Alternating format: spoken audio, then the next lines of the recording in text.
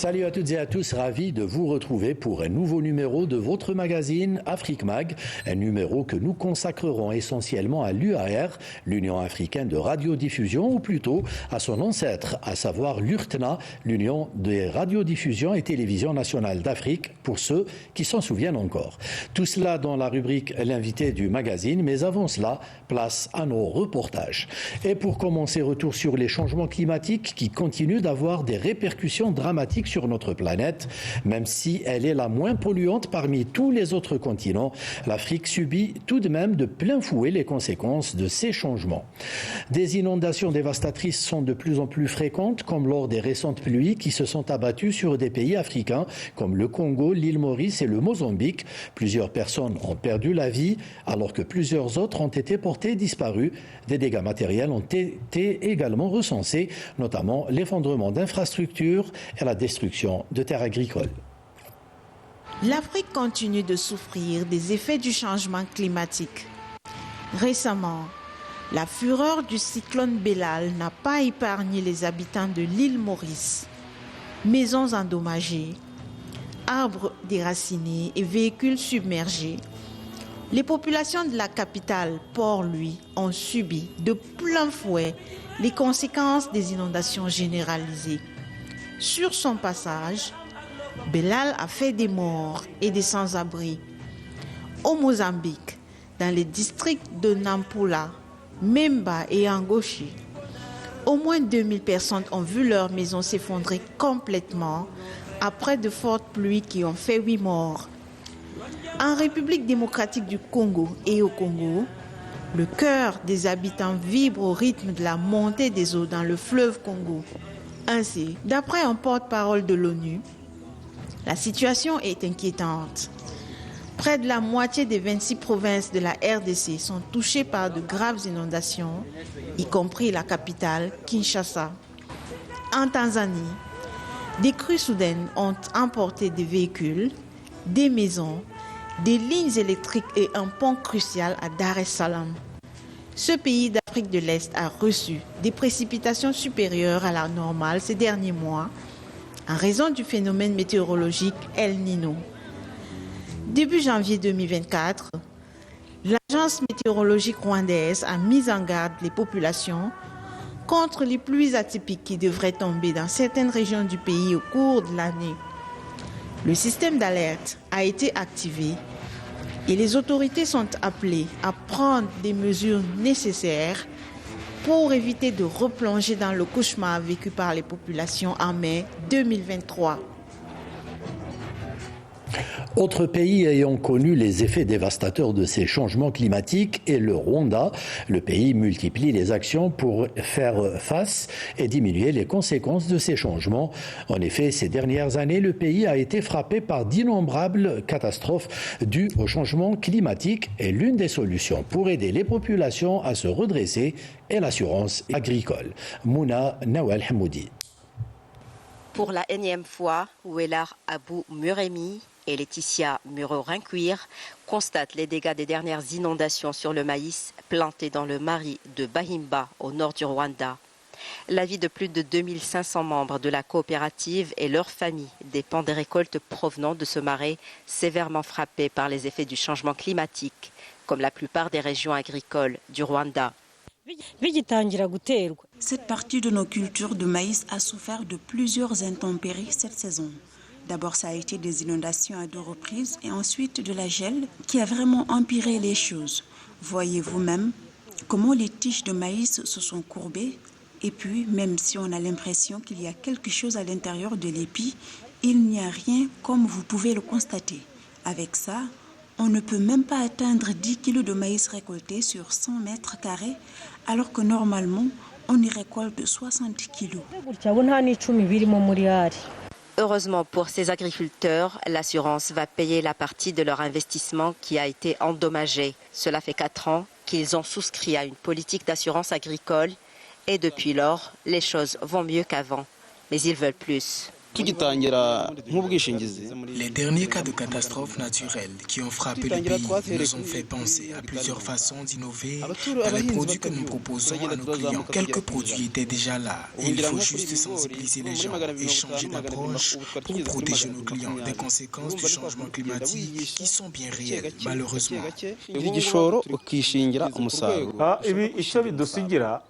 Les derniers cas de catastrophes naturelles qui ont frappé le pays nous ont fait penser à plusieurs façons d'innover dans les produits que nous proposons à nos clients. Quelques produits étaient déjà là et il faut juste sensibiliser les gens et changer d'approche pour protéger nos clients des conséquences du changement climatique qui sont bien réelles malheureusement.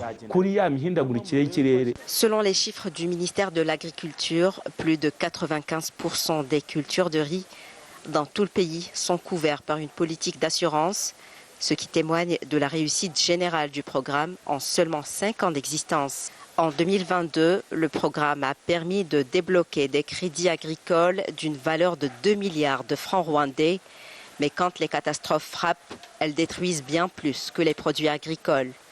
D'où la nécessité de promouvoir également d'autres types d'assurances pour gérer les conséquences du changement climatique sur les populations.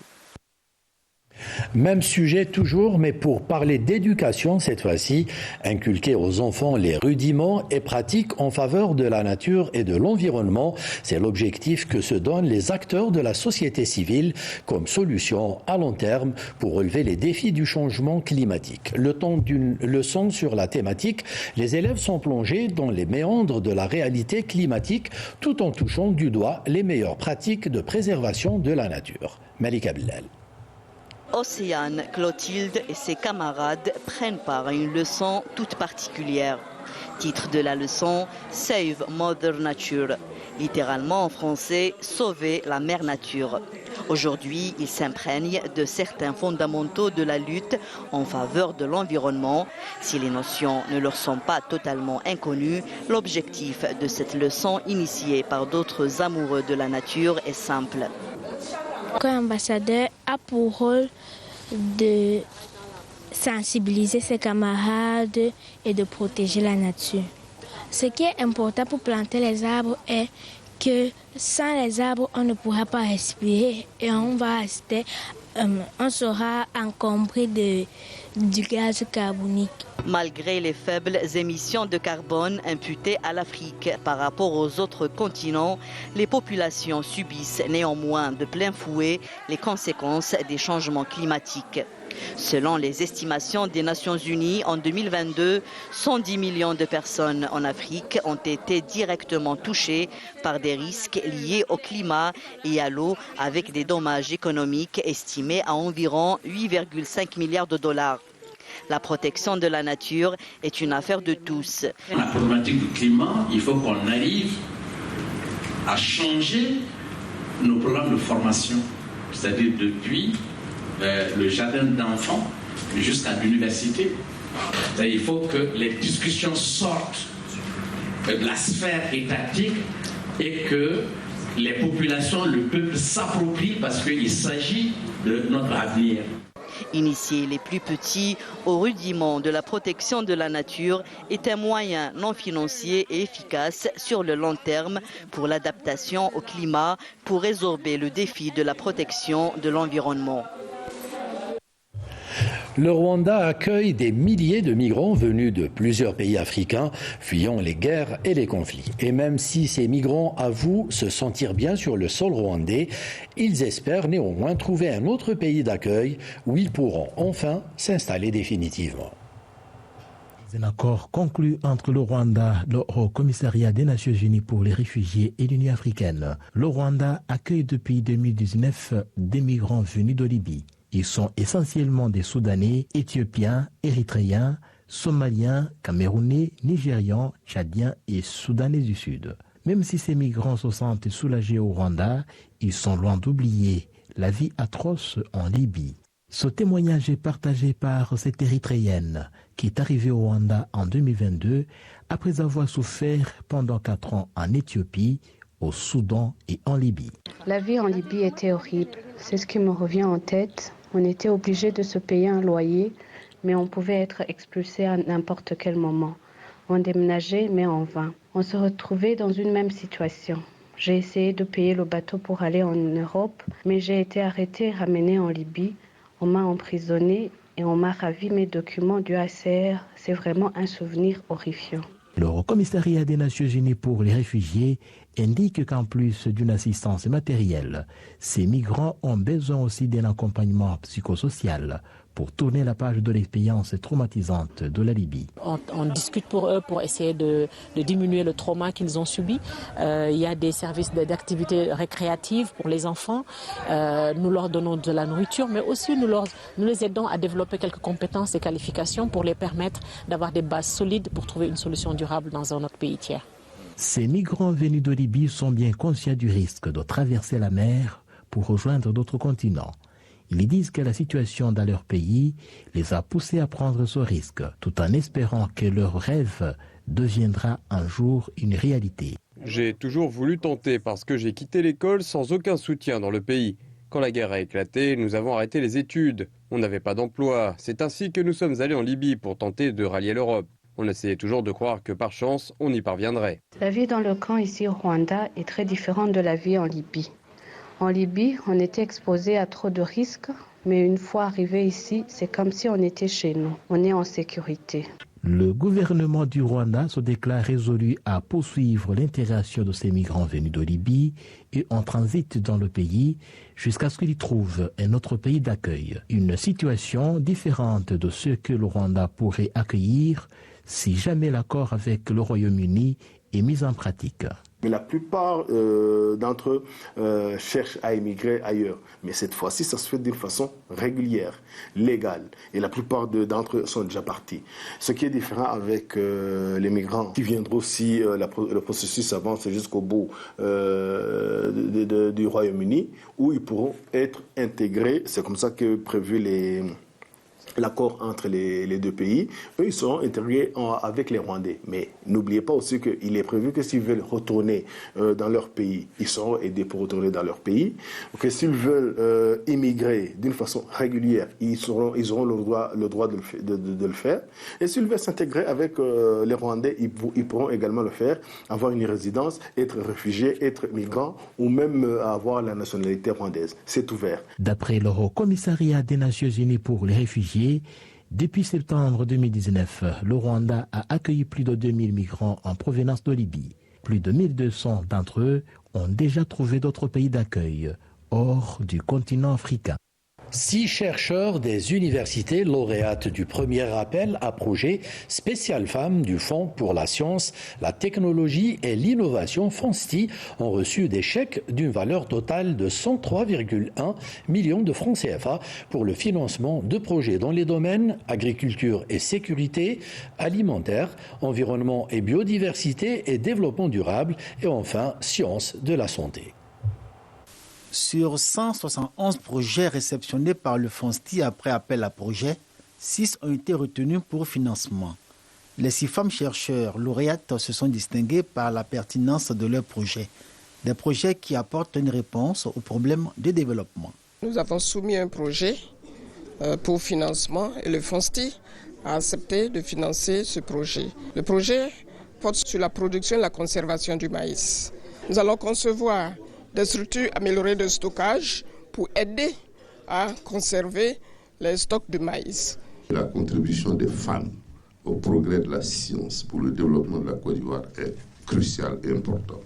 La faible représentation des femmes parmi les bénéficiaires des ressources du FONSTI est devenue donc pour nous une préoccupation. Les 6 lauréates ont présenté des thématiques liées à la sécurité alimentaire, à la santé de la reproduction et à l'environnement. Le ministre de l'Enseignement supérieur et de la Recherche scientifique leur a apporté ses encouragements et réitéré l'engagement du gouvernement à financer la recherche. J'adresse mes vives félicitations aux lauréats de l'édition 2023 de l'appel à projet spécial femmes pour la qualité de leurs projets dans leurs domaines scientifiques respectifs. Chers lauréates, vous êtes devenus des modèles pour vos collègues, vos amis, vos familles et plus généralement pour l'ensemble des femmes de ce pays. Les femmes que nous venons d'écouter ont été sélectionnées pour la qualité de leurs projets de recherche et le potentiel de valorisation de leurs résultats dans le cadre de l'appel à projet spécial Femmes lancé par les FONSTI en 2023. Elles contribueront ainsi à trouver des solutions appropriées et pérennes à certaines préoccupations de développement de notre pays. Le Fonds pour la science, la technologie et l'innovation a mobilisé 103 millions de francs CFA pour le financement des travaux de recherche des 6 lauréates. Selon le FONSTI, seulement 15% des femmes en Côte d'Ivoire sont engagées dans la recherche. L'Afrique continue d'étonner par ses innovations technologiques et cette fois-ci, c'est SynMix Master qui fait sensation. Il s'agit de la première plateforme de mastering basée sur l'intelligence artificielle du continent et ce, grâce au travail acharné de Boubacar Djiba, un entrepreneur sénégalais passionné de musique et c'est depuis plus de 15 ans que cette révolution dans la production musicale a vu le jour. Badia Amarni. Innovation sur le marché de l'industrie musicale avec SynMix Master, la première plateforme de mastering via intelligence artificielle en Afrique. Lancé officiellement le 27 janvier 2024 à Dakar au Sénégal, ce logiciel de programmation vient répondre à un besoin d'obtenir une solution sonique de qualité accessible à tous les artistes, ingénieurs, producteurs, beatmakers et créateurs de contenu. Cette plateforme permet aux artistes, aux créateurs de contenu, aux ingés, aux compositeurs de pouvoir gagner du temps. Parce qu'on sait que souvent en fait, les artistes créent rapidement et ils ont besoin d'entendre au moins ce qu'ils ont produit. Donc en gain de temps, c'est un gain de temps énorme et en termes de qualité aussi parce qu'on sait qu'il y a 50% des artistes qui n'ont pas forcément accès à des frais onéreux de mastering de studio ou bien même on sait en général il y a 50% des artistes qui ont du mal à masteriser leur musique. SynMix Master fournit une analyse rapide, précise et une optimisation sonore adaptative, éliminant ainsi les erreurs techniques et accélérant le processus de mise au point final tout en préservant l'authenticité artistique. Là où c'est intéressant, c'est certainement pour les plateformes de distribution qui pourront, en termes de partenariat, travailler avec SynMix Master pour pouvoir avoir un niveau de qualité de son qui soit assez intéressant. Et pour le marché local, les acteurs, les créateurs de contenu, les auteurs, compositeurs, les artistes, en fin de compte, qui pourront, avec un pricing qui est assez adapté, accéder aujourd'hui à un service de mastering pour leurs projets musicaux. Les acteurs du paysage musical portés par la vision d'un écosystème musical africain florissant, soutenu par des technologies de pointe, louent cette avancée. Pour avoir un bon mastering, des fois on voyage, on part dans d'autres pays pour trouver les plus bons ingénieurs de son pour faire le mastering et le mix. Et lui, il nous le facilite en 5 minutes qu'on puisse avoir un bon mastering à présenter, à mettre dans les plateformes de téléchargement légales et en plus à mettre dans nos voitures, dans le concert et tout, avoir ce même rendu. Je pense que ça aussi, c'est à saluer. La nouvelle plateforme de mastering ouvre également de nouvelles opportunités économiques, offrant des possibilités de connexion et de partenariat entre artistes et ingénieurs de son. Au Bénin, l'association Bénin Dessin, constituée de caricaturistes, dessinateurs de bandes dessinées, d'artistes, illustrateurs et autres, œuvre pour la pérennisation de l'illustration, la bande dessinée et la caricature. À travers l'exposition 9e Rêve Bénin 2024 du Festival international de bande dessinée et du dessin de presse du Bénin, elle compte pérenniser la caricature et le dessin de presse face aux défis contemporains du secteur. Objectif, maintenir la flamme du métier de dessinateur et caricaturiste en voie de disparition. Malika Bellal. Au Bénin, même s'il existe encore des publications satiriques spécialisées dans le dessin de presse, cet art ainsi que la caricature se font de plus en plus rares dans les colonnes des journaux. Pour intéresser davantage au dessin de presse à l'ère du numérique, l'association Bénin Dessin a, en marge de la 2e édition du Festival international de bande dessinée et du dessin de presse du Bénin, procédé au vernissage de l'exposition 9e Rêve Bénin 2024. Réalisée par une douzaine d'auteurs, la vingtaine de séries constituées de caricatures, de dessins de presse et de bandes dessinées traitent de l'actualité béninoise. Mes œuvres parlent un peu de la santé, de l'environnement et de la valorisation du gari au Bénin. J'ai parlé de l'arbre qui donne de l'ombre. Il est toutefois important de planter beaucoup d'arbres. Membre de l'association Bénin Dessin, Odal Béo est un caricaturiste, dessinateur de bandes dessinées et artiste plasticien.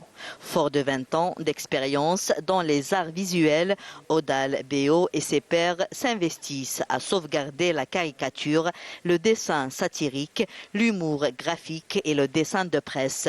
Peu exploré par les jeunes artistes contemporains et les journalistes dans les rédactions. La mission, c'est vraiment maintenir la flamme, amener les gens à continuer à réfléchir sur les problèmes sociopolitiques, avancer des dessins, proposer des choses, améliorer en fait leurs traits, essayer d'aller plus loin et un jour exister sans forcément attendre que les quotidiens nous donnent la possibilité de nous exprimer. Cette bande dessinée qui s'appelle Madeleina de Popo, c'est une bande dessinée beaucoup plus historique qui raconte l'histoire d'une esclave qui est originaire de Grand Popo et qui a été vendue à un marchand danois qui a vécu ses aventures tout et tout. Au Bénin, le dessin de presse constitue la première école de formation des BDistes. Face aux défis du numérique, les dessinateurs et autres artistes illustrateurs s'adaptent en alliant modernité et tradition dans leurs travaux. Les enfants seront initiés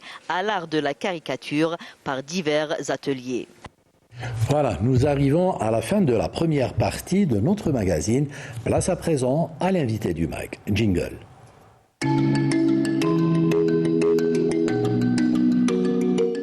Nous allons donc parler lors de cette rubrique de radiodiffusion en Afrique.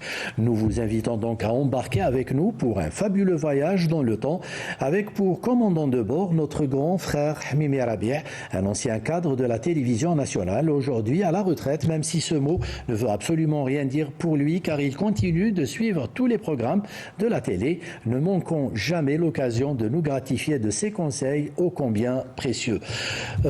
Surtout pour des gens qui continuent d'exercer comme nous ce métier. Monsieur Rabi' Hamimi, bonsoir et merci d'avoir accepté notre invitation. Merci à vous Halim, je suis un immense bonheur de me retrouver chez moi. Voilà, vous êtes vraiment chez vous. Alors, monsieur Hamimi, avant de commencer, de parler de radiodiffusion, de l'Afrique, je voudrais que vous nous donniez, comme ça, très rapidement, le regard que vous portez aujourd'hui sur les médias africains.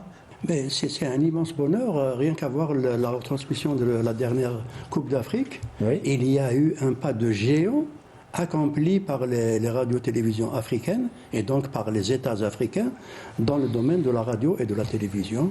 Il n'y a absolument aucune différence entre ce qui se fait en Europe et ce qui se fait en Afrique.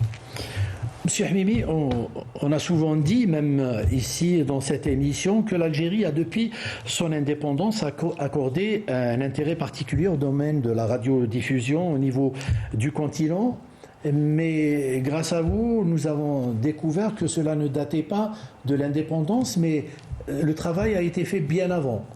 Oui, tout à fait. Bon, écoutez, ce serait trop lent à développer, mais il y a la RTA, et puis ensuite la télévision, et puis ensuite la radio, TDA. C'est inscrite dans cette idéologie du combat de libération que l'Algérie avait mené de 54 à 62, même auparavant avec le mouvement national. Et donc, c'est très rapidement pour dire que l'Algérie combattante s'est impliquée très rapidement, dès les années 1960, à la création de l'URTNA. Il y a eu donc des réunions préparatoires et j'en veux pour preuve une anecdote. À Conakry, c'était le président Sékou Touré en personne qui était venu au lieu où se déroulait À Conakry, c'était en 1961. En 1961, ouais. Où se déroulait l'Assemblée générale constitutive de l'Union des radiodiffusions nationales d'Afrique pour imposer aux participants la proclamation à Conakry de la création de l'URTNA. Et donc un président de la République qui a accordé tout cet intérêt, ça veut tout dire pour la suite de la vie de l'URTNA.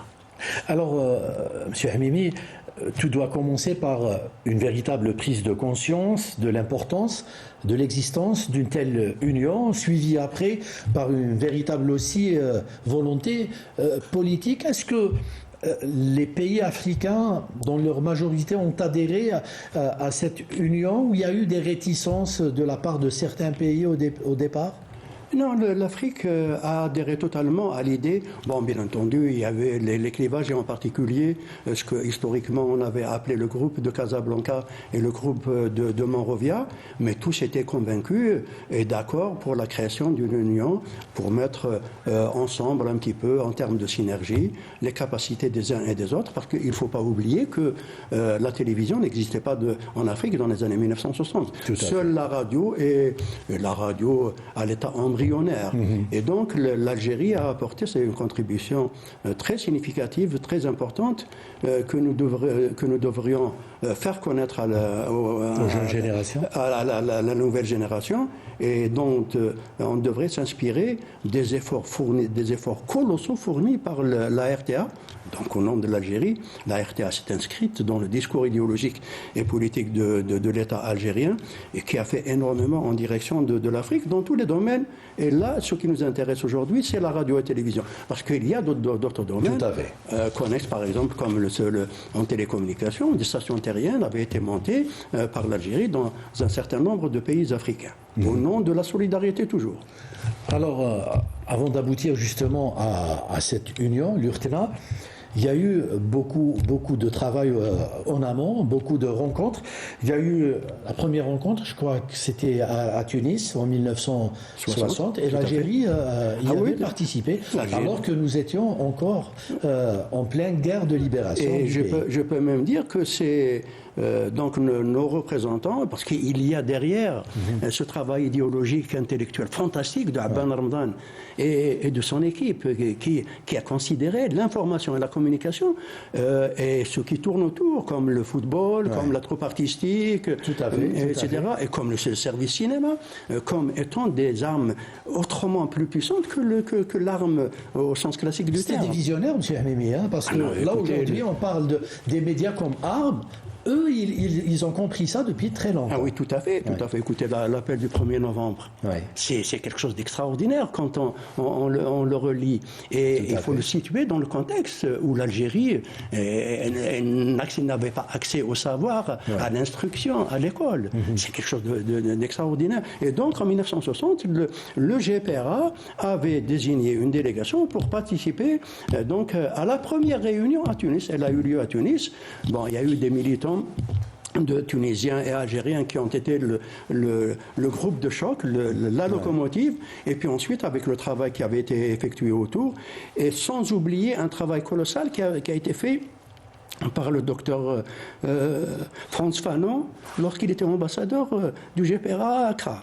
Et j'ai retrouvé l'empreinte dans mes errances africaines qui ont duré à peu près une trentaine d'années, l'empreinte sur l'importance de l'information à l'époque, donc ce que nous appelons maintenant la communication, sans oublier la culture.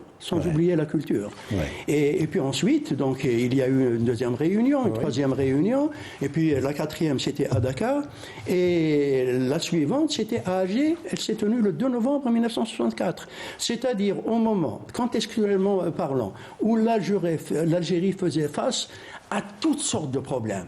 Eh bien, elle a réservé un point de ses engagements pour la tenue à la salle des actes de l'Université d'Alger. J'y étais membre du secrétariat technique pour que cette union ait une forme de vie. C'est là où les statuts, tout l'appareil avait été défini et mis en place, et où le premier secrétaire général avait déjà été pressenti. C'est le docteur Younous qui représentait la radio-télévision égyptienne, qui était un homme d'une immense culture. Il était docteur ès lettres, parlant 3 ou 4 langues. Voilà. Et puis ensuite, après le travail, c'est comme l'appétit. Ça vient en mangeant. Alors ensuite, il y a eu, il ne suffisait pas simplement de proclamer, de créer les textes de l'organisation, mais il fallait donner du contenu concret. Et donc, dès 1900, on a considéré au départ que la première des choses à faire est de développer la radio et ensuite la télévision. Qu'est-ce qu'a fait la RTA ? C'est plus facile avec la radio parce que ça nécessitait moins de moyens aussi. Non, c'est pas aussi facile, c'est plus complexe parce qu'il n'y avait pas de route à l'époque en Afrique. Et puis ensuite, il y avait des obstacles naturels. Par exemple, pour les ondes. Pour la propagation des ondes. Oui, pour la propagation voilà, des pour ondes. La propagation des ondes. Et donc, les dirigeants de la RTA de l'époque, et en particulier Mohamed Rzou, qui était notre directeur général, avec M. Abdelrahman El-Rouati, qui était directeur technique, avaient considéré que la première ossature a donné à cette union, c'est l'ossature technique. Nous avons l'Algérie, donc la RTA, l'Algérie a construit à Bamako le premier centre technique financé par le financement algérien, avec tous les instruments techniques, et mieux encore, pour un petit peu préparer les conférences de planification au niveau de l'UIT, avait également construit un autre centre, à peu près à 280-300 km de Bamako, ce qu'on appelle le centre d'écoute et de mesure de Markala. Et c'est là où on avait installé un pylône de 90 mètres, qui avait été construit, démonté en pièces et emmené par route, grâce à la contribution de l'ANP, qu'il convient de saluer, l'Armée nationale populaire, et ils ont fait toute la traversée du désert. Ce n'est pas facile à cette époque-là, vers les années 65-66, de traverser, parce que c'est des pistes. Tout à fait. Eh bien, il y avait un groupe de 3 ingénieurs qu'il me plaît de citer. C'était Hassa, c'était Ould Hamouda et Bourkish. Voilà, et qui sont allés, ils sont restés plusieurs mois pour installer ce pylône et mettre au-dessus des appareils pour commencer le travail d'écoute et de mesure. Et même le puits avait été creusé par les Algériens. Par les Algériens. C'est pour dire que c'est un petit peu comme l'histoire de la maison. On commence par les fondations. Ben oui. Donc on a jeté les fondations et puis ensuite on a continué. Alors, les principaux obstacles auxquels faisaient les pays africains pour l'édification d'une union dans le domaine, c'était des questions de fond d'abord. Il y avait bien sûr des tensions politiques entre nous, comme je disais tantôt, entre les deux groupes, mais enfin, il faut dire que les pères fondateurs, Alioune Fall du Sénégal a été merveilleux. Le Nigérian, il avait une barbichette, je ne me rappelle plus de son nom. C'était des gens extraordinaires. Et puis il y avait aussi des Algériens avec eux. Ils avaient quand même une vision que je dirais maintenant panafricaniste. Je n'emploie pas ce terme parce qu'il est à la mode, mais ils étaient véritablement africanistes. Alors imaginez un pays qui se bat pour sa liberté et qui pense à la liberté des autres avant qu'il n'ait recouvré la sienne. C'est fantastique, c'est une vision. Il faudra trouver un vocabulaire pour lui donner du sens. Voilà. Alors, on n'a pas le temps de tout développer, mais on essayera plus ou moins de nous intéresser au chantier auquel s'est attaqué l'URTENA. Alors, premier chantier peut-être, l'édification de sièges, de centres techniques, l'acquisition de moyens techniques. Oui, tout à fait. Et surtout, il ne suffisait pas simplement de donner ces moyens techniques à cette union, mais il suffisait de savoir les utiliser. Oui, on arrivera justement à ce point. Mais déjà, pour l'acquisition... ça nécessitait de l'argent, oui, bien entendu. De la guerre. Bien entendu. Par exemple, nous avions acheté un studio radio complet que nous avions offert à la Guinée-Bissau.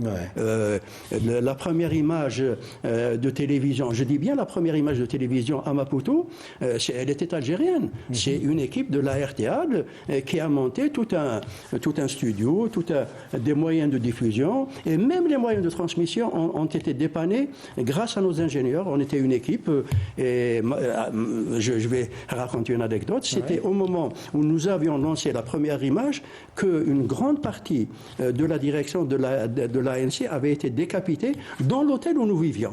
Dans l'hôtel, elle a été décapitée. Les Africains du sud, du temps de l'apartheid, avaient réussi, comme c'est pas très loin, la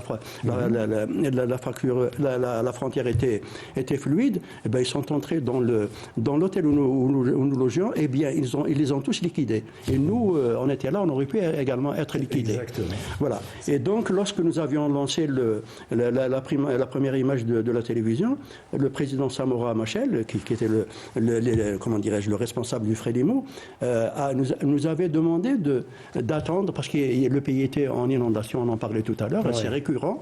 Et pour nous féliciter, nous avions fait un devoir de solidarité. C'est ce que nous avons d'ailleurs toujours développé dans notre discours en direction de l'URTANA et donc des radios-télévisions africaines. Oui, cette solidarité, elle était importante parce qu'on connaît tous les disparités qu'il y a entre les différents pays africains et les différentes régions africaines. Donc sans cette solidarité, beaucoup de pays auraient été privés des avantages de cette union. Alors, un autre aspect, vous alliez en parler justement, c'est la formation. L'Algérie a beaucoup fait pour la formation, aussi bien des techniciens que des journalistes africains. Tout à fait, on a formé énormément. Bon, j'ai pas les chiffres parce que nous, on n'était pas, bloqués sur la question du chiffre, du nombre, etc. Mais on recevait très régulièrement à la fois des techniciens, des journalistes.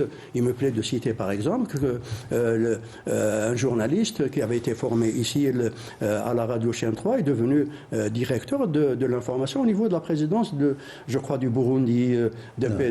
Et puis ensuite, nous avions également envoyé, institué des formateurs. Aux Seychelles, par exemple, nous avions une équipe qui est restée pendant 2 ans et qui a formé toute une équipe de journalistes et qui sont devenus par la suite de grands journalistes. Et donc, ça explique le bond en avant. Écoutez, il faut savoir être un petit peu humble dans la vie, mais l'Algérie a apporté une contribution importante et malheureusement, jusqu'à notre personnel, disons, pas dirigeant au sens politique du terme, beaucoup de gens ignorent cela. Et c'est l'occasion aujourd'hui d'en parler. Je suis sûr qu'on en reparlera avec vous, Monsieur Hamimi. Alors, l'autre chantier, justement, de l'URTANA, c'est la création de programmes. Oui, alors là, on s'est dit, il y a un instrument technique, mais ce qui est important, c'est ce qui est véhiculé. Donc, c'est le contenu. C'est le contenu. Et donc, nous avons lancé un système d'échange de programmes, disons, un petit peu laissé à l'appréciation des uns et des autres et de leurs capacités. Parce qu'il faut dire aussi qu'il y avait énormément de montants des radios qui ne se suffisaient pas à elles-mêmes pour remplir de quelques heures à peine dans la journée en programme. Et donc, ils avaient forcément recours à l'achat de programmes. Et généralement, ce sont des programmes qui sont donnés par l'ancienne puissance coloniale pour un petit peu maintenir cette pression, etc. Et puis donc, nous étions le premier de contributeurs en programme. Et puis on a considéré que c'était pas suffisant, il fallait monter un système carrément d'échange.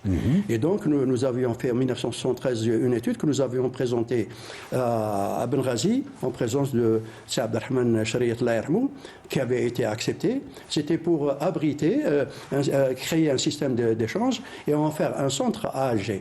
Bon, en 1976, ça a été repris en 1975 par la suite. Il y a eu quelques soucis, disons, par rapport à l'équilibre régional. Parce qu'il faut dire que dans cette région du monde, la notion d'équilibre est d'une susceptibilité extraordinaire. Très donc sensible. il y a des représentations à assurer. Bon, ensuite, on a terminé l'étude, la mise en place, grâce à la contribution de nos amis allemands sur le plan financier exclusivement.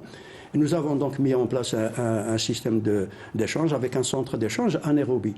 Et là, je vais vous citer une anecdote. En 1984, à l'occasion d'une conférence mondiale sur les satellites, j'avais eu l'idée de remettre au directeur du centre, M. Kassai Ndemena, un Éthiopien de nationalité qui était un ami, je vais demander de faire doubler le rameau de feu de Mohamed Ibtissem. Il a été diffusé la veille de cette conférence. Le lendemain, le président de la République qui devait ouvrir, Daniel Arap Moi, s'est excusé. C'est son ministre de la Justice qui était venu ouvrir la conférence. Au lieu de nous parler de satellite, il nous a parlé du film de Mohamed Iftissane parlant en swahili. Ouais. Et il faut savoir que le swahili est parlé dans plusieurs pays de l'Afrique de l'Est. Et à telle enseigne que ce ministre avait dit, eh bien, cette légende du film de nos frères algériens, eh bien, c'est une légende également maasai. C'est pour dire l'unité et l'unicité historique et culturelle de l'Afrique, qu'elle soit de l'Est, de l'Ouest, du Sud ou du Nord. Très bien. Alors, un autre point, c'est celui de la création d'un prix de l'URTNA. Ah oui, pour stimuler l'émulation et amener les gens à faire un travail toujours de qualité, nous avions institué en 1964 un prix URTNA, sélectionné donc les meilleurs et puis ensuite attribué des prix. Et ce prix à la faveur de la libération de Nelson Mandela, nous avions proposé de le rebaptiser au nom de Nelson Mandela. Sur proposition de l'Algérie, toujours. Tout à fait, ça s'est passé à Nairobi. Ouais, très bien. Alors, il y a un chantier qui me paraît très intéressant, le marché du film africain. Oui, alors avec la naissance donc de la télévision, avec la naissance et le développement de la télévision, on a considéré qu'il fallait également étendre ce prix URTNA au programme de télévision, qu'il soit de différents genres. Généralement, les Africains ne produisaient pas de téléfilms, sauf la télévision algérienne qui a un stock qui est devenu maintenant tout à fait historique. Et donc, la perspective était de soustraire les radios-télévisions africaines, ainsi que le cinéma africain naissant, de cette tutelle pesante des marchés européens, américains et asiatiques aussi, puisque il y avait également à l'île Maurice, donc pas trop loin des produits d'Asie. Et donc nous avons créé donc des séances de visionnage où des professionnels, des réalisateurs allaient donc avec des produits. Nous avions, comme nous avions lancé cela, il était normal pour nous d'être présents à chaque séance de visionnage. C'était tous les 2 ans. Et dans ce cadre, nous avons été encore beaucoup plus loin. Nous avions réussi à créer une section au niveau du FESPACO, qui était un rendez-vous incontournable du cinéma africain, où tous les cinéastes du monde venaient, une section pour les téléfilms. Et donc, nous avions bouclé la boucle. Malheureusement, par la suite, il y a eu des problèmes, ça ne s'est pas poursuivi. Bon, là, c'est un autre débat. Tout à fait. Alors, le dernier chantier auquel nous allons nous intéresser, c'est celui des droits de retransmission des événements sportifs notamment, mais culturels aussi. Oui, là c'était un petit peu le souci majeur, parce que comme les radios-télévisions africaines n'avaient pas de moyens financiers en particulier, il était quasiment impossible pour ces radios et ces télévisions de retransmettre les grandes compétitions mondiales. Alors en 1983, nous avions fait adopter, à l'occasion d'une réunion mondiale des unions de radio et télévision ici à l'hôtel Horaci, le principe de la gratuité, de l'accès aux droits pour la radio. Oui. Et puis ensuite, nous avions convenu entre nous, les unions riches et les unions pauvres, de considérer l'URTNA comme n'ayant pas suffisamment de moyens, et nous devons contribuer à l'achat en consortium, parce que nous avions lancé cette idée de contrat à long terme, comme ce que vient de faire le Forum sur l'énergie, et que je salue. Je me retrouve donc dans cette démarche. Disons, j'allais dire philosophique, et c'est ainsi que l'URTNA ne devait payer que 1% sur le budget qui était colossal. Donc ça lui a permis d'accéder, mais malheureusement le monde des affaires a pris le pas, et ensuite c'est devenu un peu complexe, mais à mon avis tout problème complexe a des solutions. Bon, c'est peut-être pas le moment d'évoquer, mais à mon avis il y a eu des solutions, et il est possible également de trouver d'autres solutions. Mais avant cela, il y a quelque chose de très important, aussi bien pour l'Afrique et en particulier pour l'Algérie, c'est la création d'Afrovision. Oui. Afrovision a été le combat d'une vie pour, disons, pour la RTA et pour la télévision et pour ceux qui l'ont mené. Je n'étais pas seul. J'étais pas seul, comme ce que nous avons fait pour la région arabe, le centre, le Markaz al-Arabi لتبادل الأخبار والبرامج عبر الساتل. C'est un projet algérien, c'est un projet de la RTA, de la RTA, de la télévision, donc ce qu'on appelle l'ASBU.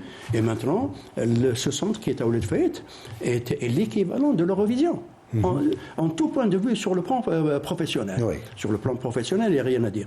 Et donc, lorsque nous avions terminé ce projet, au début des années, parallèlement, nous préparions également nous nous sommes engagés dans la même démarche pour la création d'un même système pour l'Afrique.